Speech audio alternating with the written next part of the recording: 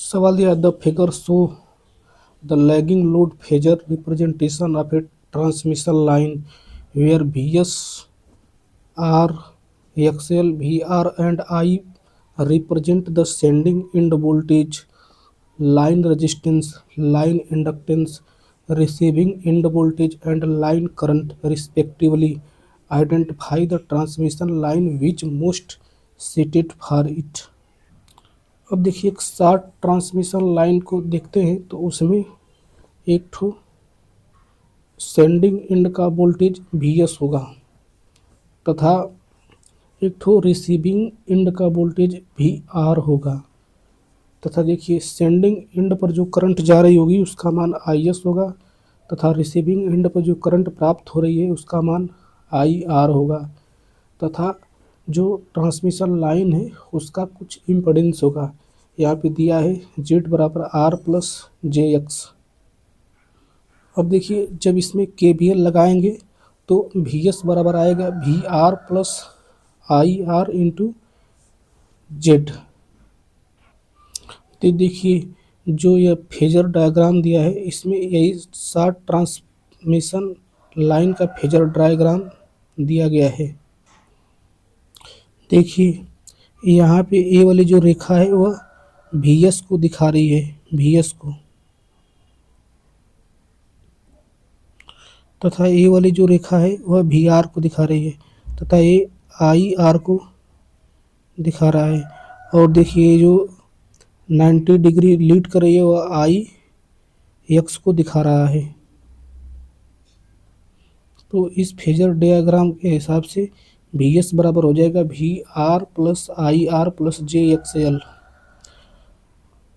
मतलब कि यह शॉर्ट ट्रांसमिशन लाइन के बारे में बताया गया। तो देखिए इसमें से शॉर्ट ट्रांसमिशन लाइन जो है, शॉर्ट ट्रांसमिशन लाइन का जो केवी रेटिंग होता है वह 20 केवी तक होता है। तो यहाँ से देखिए जो ऑप्शन बी है यही 10 किलोवोल्ट ट्रांस है, तो यही आंसर सही होगा। शॉर्ट ट्रांसमिशन लाइन के अतिरिक्त दो और ट्रांसमिशन लाइन होती हैं, एक ठो मीडियम और एक ठो लॉन्ग। देखिए लॉन्ग ट्रांसमिशन लाइन का कोई मॉडल नहीं होता है। देखिए जो मीडियम ट्रांसमिशन लाइन होती है उसके दो मॉडल होते हैं, एक ठो टी मॉडल और दूसरा पॉई मॉडल होता है। और देखिए जो नॉमिनल टी मॉडल बनता है वह इस प्रकार बनता है कि देखिए यहाँ पे देखिए Z2 और Z2 और जो बीच में होता है वह एडमिटेंस होता है। देखिए यहाँ पे दिया है Z2 और Y दिया है, Y एडमिटेंस को रिप्रेजेंट किया जा रहा है। देखिए यहाँ पे जो कैपेसिटेंस है, इसमें एक तो करंट जा रही है IAB तथा आजू बाजू में Z2 जो है दो इम्पोडेंस हैं। देखिए यहाँ पर एक ठो कैपेसिटर है, इसीलिए यहाँ पर एक ठो करंट देखिए VS से लीड करते हुए यहाँ पे दिखाया गया है। देखिए इसी एक लीडिंग करंट की वजह से हम यदि कई एग्जाम में यदि या फेजर डायग्राम दे तो हम लोग तुरंत पहचान सकते हैं कि यह नॉमिनल टी मॉडल का फेजर डायग्राम है। देखिए नॉमिनल पाई मॉडल इस प्रकार होता है। देखिए बीच में एक ठो इम्पोडेंस Z होता है तथा RE दो ठो जो एडमिटेंस होते हैं। तो देखिए इसका जो फेजर डायग्राम बनेगा उसमें देखिए दो ठो कैपेसिटर हैं, तो इसमें दो ठो जो करंट होगी वो वोल्टेज से 90 अंश लीड करते हुए बनाई जाएंगी। तो इसमें देखिए दो ठो बनाया गया, एक ठो IAB और ICD, मतलब कि जिसमें दो ठो मतलब लीडिंग करंट होगी वह पाई मॉडल होगा और जिसमें एक ठो लीडिंग करंट होगी वह टी मॉडल होगा। देखिए मीडियम ट्रांसमिशन लाइन की वोल्टेज रेटिंग होती है 20 किलोवोल्ट से 100 किलोवोल्ट के बीच में तथा लॉन्ग ट्रांसमिशन लाइन की केवीए रेटिंग जो होती है वो 100 किलोवोल्ट से अधिका होती है। सवाल दिया the ratio of line to line capacitance and line to line neutral capacitance is 1/2। देखिए यहाँ पे दो कंडक्टर है, एक ठो ए है और दूसरा बी है और देखिए बीच में एक ठो न्यूट्रल पॉइंट है और देखिए न्यूट्रल और एक ठो कंडक्टर ए के बीच में एक ठो कैपेसिटेंस लगा हुआ है CPH तथा दूसरे जो कंडक्टर है और उस और न्यूट्रल के बीच में दूसरा कैपेसिटर लगा हुआ है CPH। अब देखिए मान लीजिए कि ये दोनों कैपेसिटर सीरीज में लगे हुए हैं, तो देखिए ए और बी के बीच में जो कैपेसिटेंस होगा उसका मान हो जाएगा CPH/2 हो जाएगा। और देखिए यही CAB जो है लाइन कैपेसिटेंस है, तो लाइन कैपेसिटेंस बराबर हो जाएगा CPH/2, मतलब कि लाइन कैपेसिटेंस फेज कैपेसिटेंस का आधा होता है। सवाल दिया है, a single phase line consist of two long solid conductors each having a radius of small r metre separated by a distance of d metre, what will be capacitance between the conductors.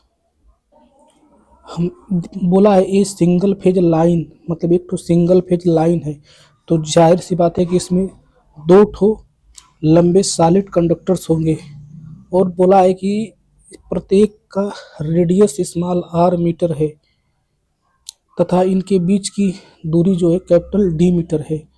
तो देखिए यहाँ पर दोनों conductor A और B हैं, तो देखिए जाहिर सी बात है कि दोनों कंडक्टर के बीच में जो कैपेसिटेंस बनेगा वह लाइन कैपेसिटेंस होगा। अब एक बात ध्यान दीजिए, किसी भी कंडक्टर का फेज कैपेसिटेंस का फार्मूला होता है 2πε0 बटा के ln D बटा के स्मॉल r फैराड पर मीटर। देखिए हम जानते हैं कि जो लाइन कैपेसिटेंस होता है वह फेज कैपेसिटेंस का आधा होता है, तो यहाँ से लाइन कैपेसिटेंस हो जाएगा ε0 बटा के ln D बटा के स्मॉल r फैराड पर मीटर। अब देखिए जब पाई का मान रखेंगे तथा एप्सिलॉन नोट का मान जब रखेंगे तथा इसको जब माइक्रो फैराड में कन्वर्ट करेंगे, तो देखिए फेज का कैपेसिटेंस हो जाएगा 0.0242 बटे के log D बटा के स्मॉल r माइक्रो फैराड पर किलोमीटर। अब देखिए इसीलिए लाइन कैपेसिटेंस की बात करें तो 0.0121 बटे के log D बटा के स्मॉल r माइक्रो फैराड पर किलोमीटर। सवाल दिया, the increase in the height of transmission tower will lead to. तो देखिए यहाँ पर एक ठो कंडक्टर है और उसके नीचे वो जो है अर्थ है, पृथ्वी है, और देखिए कंडक्टर और अर्थ के बीच में जो है एयर है जो कि डाइलेक्ट्रिक मटेरियल है, और इसके बीच में कैपेसिटेंस बन रहा है। तो देखिए यहाँ से कंडक्टर और पृथ्वी के बीच की दूरी जो है स्मॉल d है, तो यहाँ से कैपेसिटेंस का फार्मूला हम जानते हैं होता है कि होता है C बराबर एप्सिलॉन A बटा के D होता है। तो जाहिर सी बात है कि यदि D का मान बढ़ेगा तो कैपेसिटेंस का मान घटेगा, तो इसका ऑप्शन C वाला सही होगा, decrease in the line capacitance but line inductance will remain unaltered. मतलब कि देखिए कैपेसिटेंस तो घट जाएगा बट जो इंडक्टेंस होगा वह सेम रहेगा, इंडक्टेंस पर उसका कोई प्रभाव नहीं पड़ेगा। देखिए किसी भी केबल में 6 लेयर होती हैं, सबसे नीचे होता है कंडक्टर, फिर होता है इंसुलेशन, फिर होता है उसके ऊपर मेटालिक शीट होता है, मेटालिक शीट के ऊपर बेडिंग होता है और बेडिंग के ऊपर आर्मरिंग होता है, तथा जो आर्मरिंग होता है उसके ऊपर भी सिम्बास सारे वो होता है, सर्विंग होता है। इसको याद रखने का ट्रिक हो जाएगा सिम्बास, सिम्बास सी से कंडक्टर, आई से इंसुलेशन, एस से मेटालिक शीट, बी से बेडिंग, आ से आर्मरिंग, एस से सर्विंग।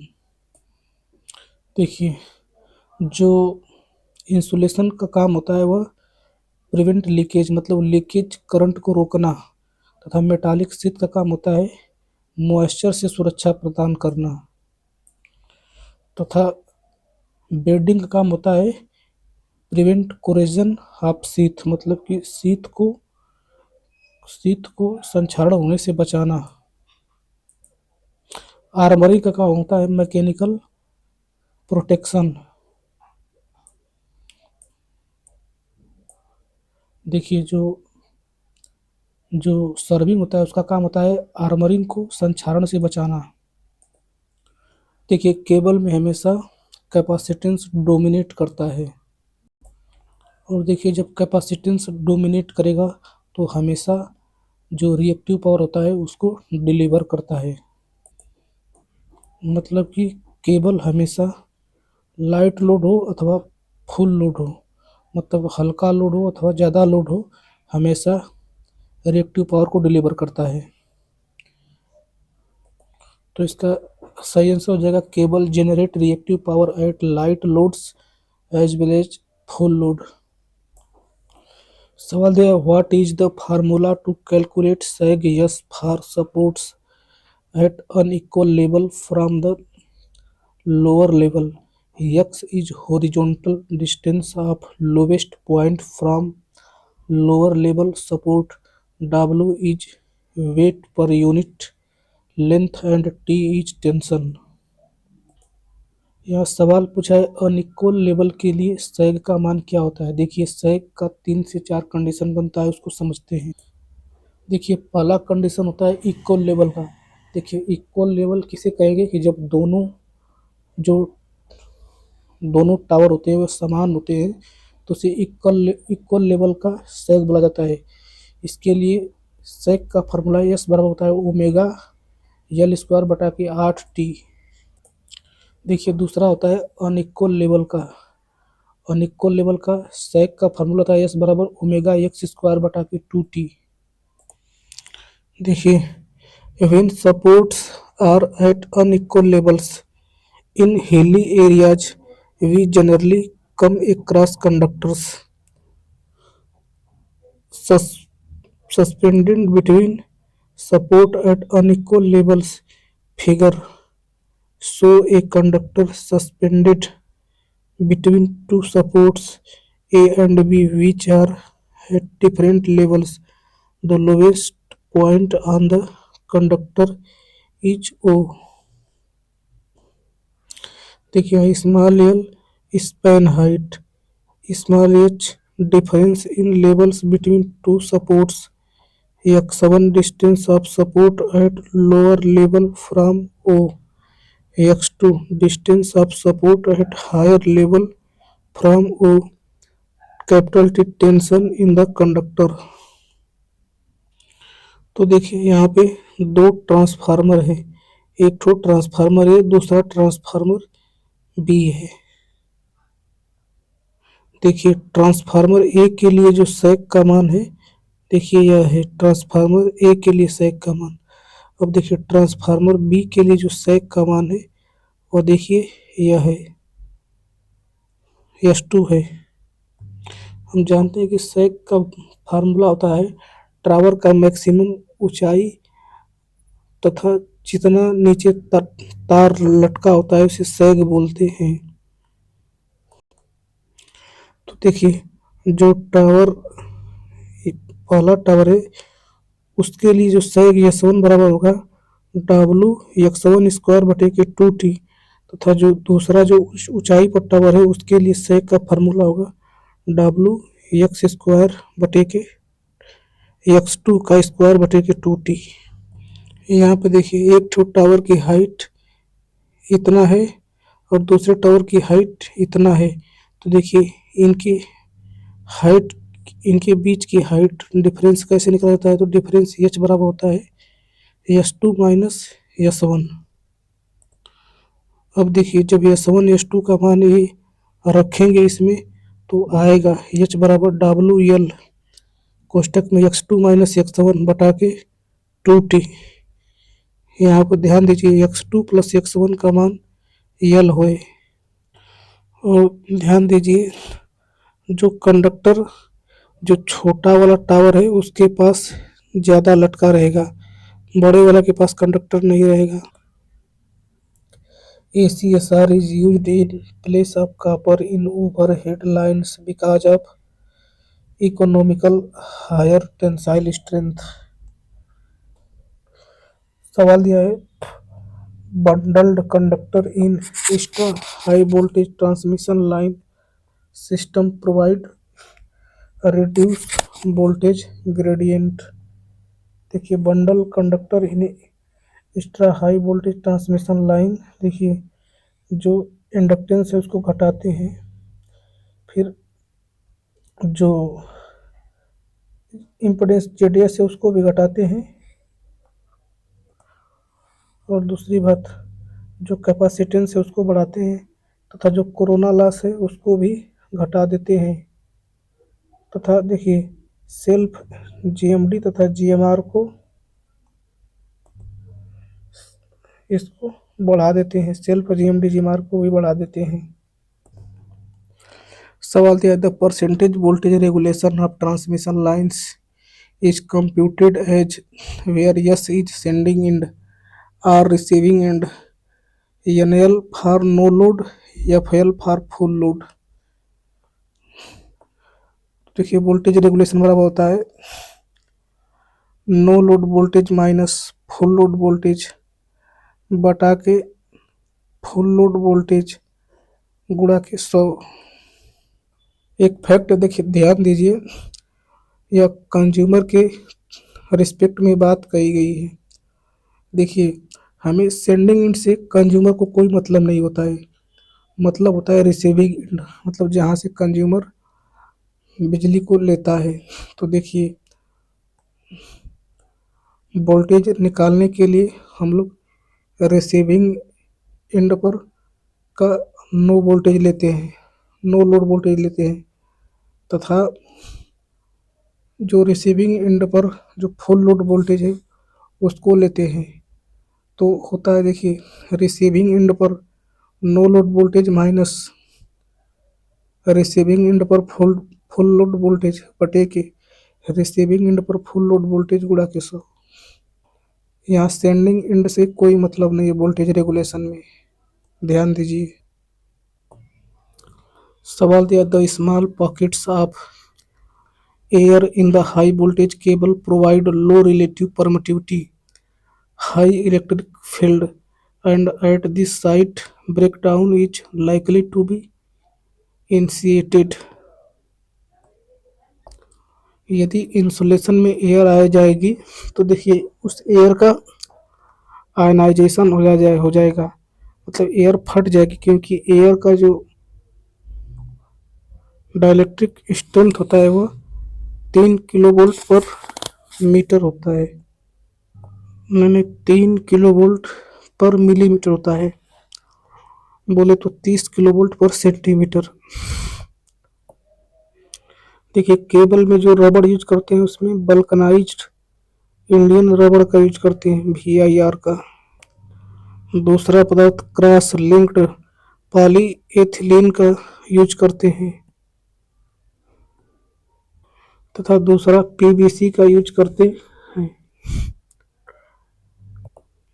लेकिन बट जब हवा आ जाती है तो डाइलेक्ट्रिक स्ट्रेंथ को कम करती है। देखिए जो हवा होती है उसका जो रिलेटिव परमिटिविटी होती है वो बहुत कम होती है, जबकि डाइलेक्ट्रिक स्ट्रेंथ मटेरियल जैसे बोले तो पॉलीथीन पॉलीविनाइल क्लोराइड, इनका रिलेटिव परमिटिविटी हाई होती है। इसी कारण जो हाई इलेक्ट्रिक फील्ड होता है जिससे ब्रेकडाउन हो जाता है। इसी कारण से केबल में एयर आ जाने से रिलेटिव परमिटिविटी घट जाएगी, जिससे उस केबल में इलेक्ट्रिक फील्ड ज़्यादा उत्पन्न करवा देगी, जिससे जो इंसुलेशन मटेरियल है वो आयनाइज हो जाएगा। Solve the which type of insulator used for holding the high tension overhead conductor on straight running of poles. मतलब यदि कोई कंडक्टर लाइन है उसको सीधी लेकर जाना है तो वहाँ पे पिन टाइप इंसुलेटर का यूज किया जाता है, और पिन टाइप इंसुलेटर का यूज 33 किलोवोल्ट तक किया जाता है। देखिए केबल के लिए लो टेंशन की बात करें तो वह 1 किलोवोल्ट तक होता है, तथा केबल के लिए हाई टेंशन की बात करें तो 11 किलोवोल्ट को बोला जाता है। सवाल दिया है the number of conductor in A double circuit transmission line is one earth conductor along with 6 conductors. देखिए यहाँ पे डबल सर्किट लाइन है जिसमें 6 कंडक्टर हैं तथा एक ठो ऊपर अर्थ कंडक्टर होता है। देखिए देखिए सिंगल सर्किट टावर, इसमें देखिए 1 कंडक्टर 2 कंडक्टर 3 कंडक्टर और ऊपर एक ठो अर्थ कंडक्टर है। देखिए based on working of voltage, देखिए low tension cable up to 1 kilovolt तक, मतलब 1 किलोवोल्ट तक को low tension, high tension cable 1 kilovolt से लगाई 11 किलोवोल्ट तक। अब देखिए सुपर टेंशन केबल 11 किलोवोल्ट से 33 किलोवोल्ट तक। Extra high tension cable 33 kilovolt से 66 किलोवोल्ट तक। Extra super tension cable 66 kilovolt से 132 किलोवोल्ट तक। Extra high super tension cable 132 kilovolt से एबव। सवाल दिया है the maximum and minimum stress in the dielectric of a single core cable are 80 kilovolt पर centimetre RMS and 20 kilovolt पर centimetre RMS respectively. If the conductor diameter is 4 centimeter, then find the thickness of insulation. देखिए यहाँ पर एक यह conductor है, उसके ऊपर देखिए यह एक इंसुलेशन है। इस कंडक्टर का डायामीटर दिया है 4 सेंटीमीटर। अब देखिए यहाँ पर यह इंसुलेशन दिया है, इसी इंसुलेशन का हमें थिकनेस ज्ञात करना है। अब देखिए किसी डाइलेक्ट्रिक मटेरियल का मैक्सिमम स्ट्रेस का फार्मूला होता है V बटा के small r ln capital R बटा के स्मॉल r। अब देखिए मिनिमम स्ट्रेस का फार्मूला होता है V बटा के capital R ln capital R बटे के स्मॉल r। देखिए यहाँ स्मॉल r जो कंडक्टर है बीच में, इसका रेडियस है, तथा जो यहाँ पे जो कैपिटल R है वह पूरे जो रस्सी थे उसका रेडियस है। बोले तो कंडक्टर के सेंटर से लगाई जो इंसुलेशन मटेरियल है वहाँ तक की दूरी। अब देखिए यहाँ पे दो जो समीकरण दिए हैं, इसके अनुसार यहाँ पर इन दोनों का रेशियो लेते हैं, यानी EX बटा के E मिनिमम करेंगे तो आएगा कैपिटल R बटा के स्मॉल r। E मैक्स ऊपर है तो देखिए कैपिटल R भी ऊपर होगा। देखिए यहाँ पे कंडक्टर का डायमीटर दिया है 4, तो स्मॉल r का मान हो जाएगा 2। E मैक्स का मान 80 है तथा E मिनिमम का मान 20 है, तो 80 बटा के 20 बराबर कैपिटल R बटा के 2। तो देखिए कैपिटल R का मान हो जाएगा 8 सेंटीमीटर। यहाँ पर देखिए इंसुलेशन का थिकनेस पूछा है, तो जो कैपिटल R है उसमें से स्मॉल r कंडक्टर के रेडियस को घटा देंगे, यानी 8 - 2 बोले तो 6 सेंटीमीटर केबल के इंसुलेशन मटेरियल की थिकनेस आ जाएगी। एक बात और ध्यान दे, जो मैक्सिमम स्ट्रेस है वह कंडक्टर के सरफेस पे आता है, जबकि मिनिमम स्ट्रेस की बात करें तो यह इंसुलेशन के सरफेस पे आता है, प्राप्त होता है। इस बात को ध्यान रखें। सवाल दिया है the sag of a transmission line conductor in summer is. तो देखिए हम जानते हैं सैग डायरेक्टली प्रोपोर्शनल होता है L स्क्वायर के, मतलब कि जो वायर का लेंथ है उसके। तो देखिए गर्मी में टेम्परेचर बढ़ता है, जब गर्मी में टेम्परेचर बढ़ेगा तो कंडक्टर का लेंथ बढ़ेगा, और जब लेंथ बढ़ेगा तो सैग भी इंक्रीज करेगा। तो इससे स्पष्ट होता है कि जो गर्मी के सीजन में सैग का मान ज़्यादा होगा, ठंडी के सीजन में सैग का मान कम होगा। तो इसका आंसर होगा the sag of a transmission line conductor in summer is more than that in winter. सवाल दिया है which of the following is the correct interrelation between the variable x1 and x2 used in the expression to calculate the sag in a transmission conductor with different heights, where variables x1 and x2 represent the horizontal distance of support at lower and higher level from lowest point of the conductor respectively। तो हम आगे पढ़े हैं x1 छोटा होता है x2 से। सवाल दिया है an overhead transmission line is supported by supports at equal levels assuming the weight per unit length and the tension in the conductor constant if the length of the conductor span is then the sag will be decreased 25%। Conductor span is 50% then the sag will be decrease to 25%। हम जानते हैं yes बराबर omega L square बटे के 8t होता है। यहाँ से जो यस होता है एल स्क्वायर के प्रोपोर्शनल होता है, यानी कि एल प्रोपोर्शनल करड़ी में यस। तो देखिए यस 2 बराबर हो जाएगा 0.25 यस 1 बोले तो 1/4 यस 1। तो यस 2 बटे की यस 1 का मान हो जाएगा 1/4। तो L2 बटे L1 का मान हो जाएगा करड़ी भी 1/4 बोले तो 1/2,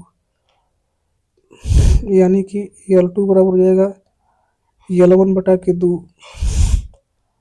मतलब कि जो लेंथ होगा वो 50% रिड्यूस हो जाएगा।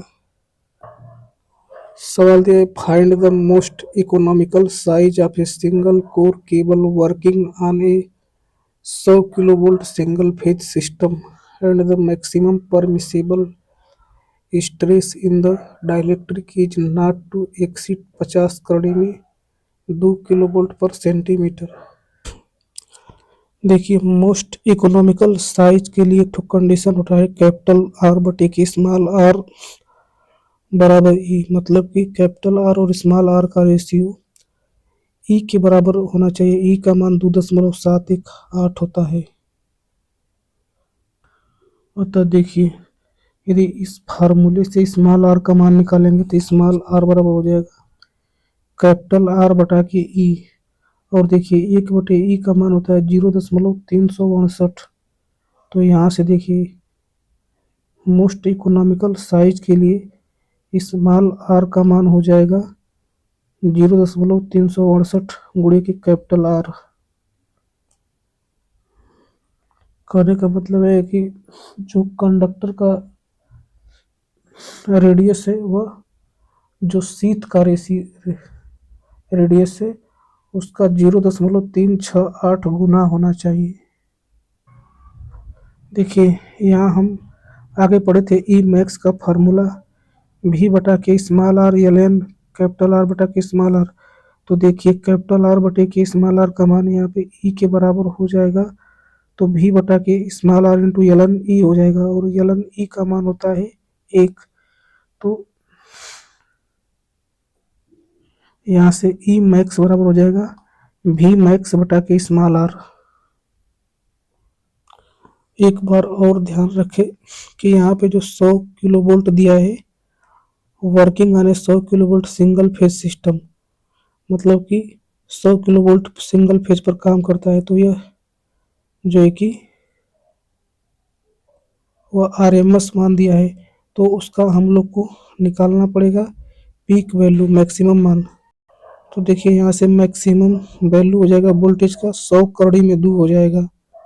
सवाल में दिया है ई मैक्स का मान 50 कौड़ी में 2 तथा भी मैक्स का मान निकल गया 100 कौड़ी में 2। तो यहाँ से स्मॉल आर का मान निकल जाएगा। तो देखिए स्मॉल आर का मान 2 सेंटीमीटर हो जाएगा, तो कंडक्टर का रेडियस हो जाएगा 4 सेंटीमीटर।